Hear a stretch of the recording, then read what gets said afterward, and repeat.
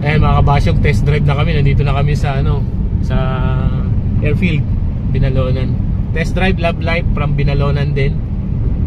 So ang ginawa ko rito, marami. Vacuum line reroute, replace sa mga vacuum hoses, baliktad yung check valve, reroute yung vacuum line, and advancer, stock up ang mechanical advancer. Ang gumagana lang dito mga kabasyong is yung ported lang na advancer. Ayan, pabalik na kami ng Lawak.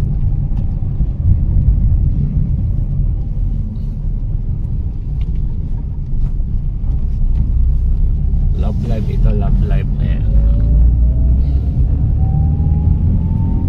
So yun yung ginawa natin dito, nilinisan yung kanyang distributor, tapos retune ng carb, air and fuel.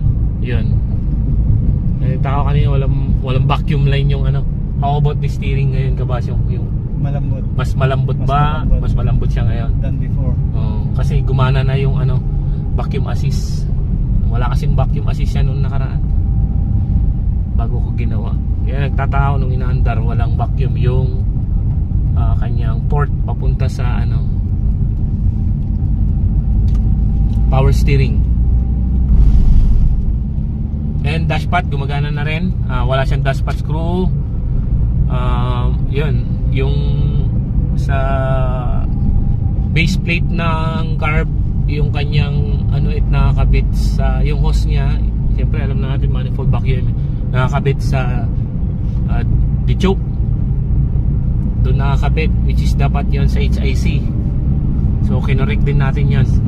HIC, hot idle compensator valve. Ayan.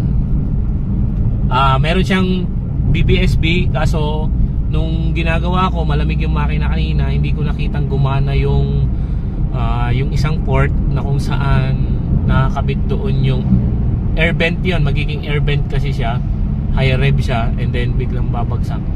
So wala siya. Ayun. So yun lang yung ginawa ko dito mga kabasyong.